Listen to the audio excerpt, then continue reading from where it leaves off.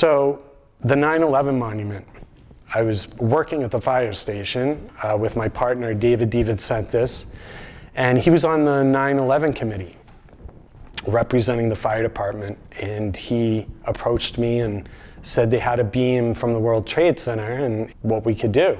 So I started coming up with ideas and drawing something up on the whiteboard that's in the station, and ended up drawing up this monument like what you see today.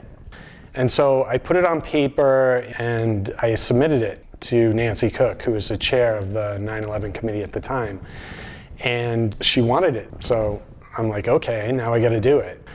And so I had to come up with ideas. I wanted, it symbolizes different parts of like 9/11. Westford had 2 people that died on 9/11, and so it was very important that they be recognized for their heroism, as well as the fact that we had a beam from World Trade Center 2, which I thought was like really important. We do it honor. So each part of the monument is important.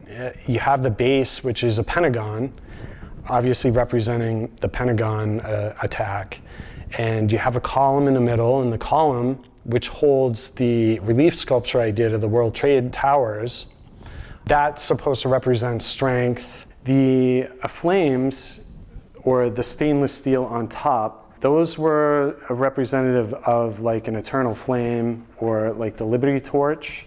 The idea was to create multiple flames and create it into one like eternal flame, and make it so that you could see the beam on the inside. Because when I first saw the beam, it reminded me of a candle. The way it's ripped, it looks like a candle to me. So that's why I created the flames to go around it to make it part of it.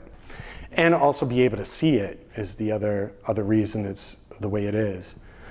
The sculpture, this was really my first sculpture that I knew was going into bronze.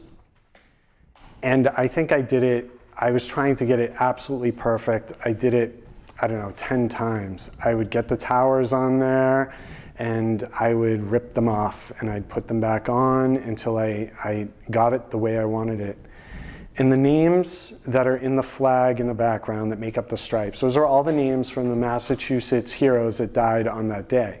And I had to stamp each letter of every single name, and I had to do it multiple times to get it right and to line up right, because I created such a relief of the flag waving that it was very time consuming. And I learned so many of those names just by doing that. The rose on the back, most of my sculptures have roses. I don't know why. I love roses, but they always end up with a rose on it somewhere. So this is no exception. And that's where the name Westford Remembers came from, was Westford Remembers 9/11, and it developed into what is Westford Remembers now.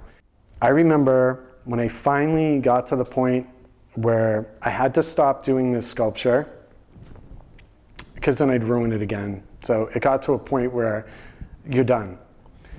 I brought it down to the foundry in Chelsea, and I was so proud of myself, like, woo. I remember meeting them at the door, and they're like, is it a big piece? I'm like, well, it's a little big, but I think I can handle it. And I grabbed it out of the car and I walked in, and yeah, it wasn't so big. I was surrounded by like 12-foot statues, pieces of sculpture everywhere, like arms, legs, these giant pieces of sculpture, and I felt so intimidated. I'm like, oh, yeah, okay. I guess it's not big. And I brought it up to their table, and they looked at it, and they said, they were very impressed with it. They were impressed with the detail. They'd never quite came across a sculpture like that, and they were so proud, they said, to work on it.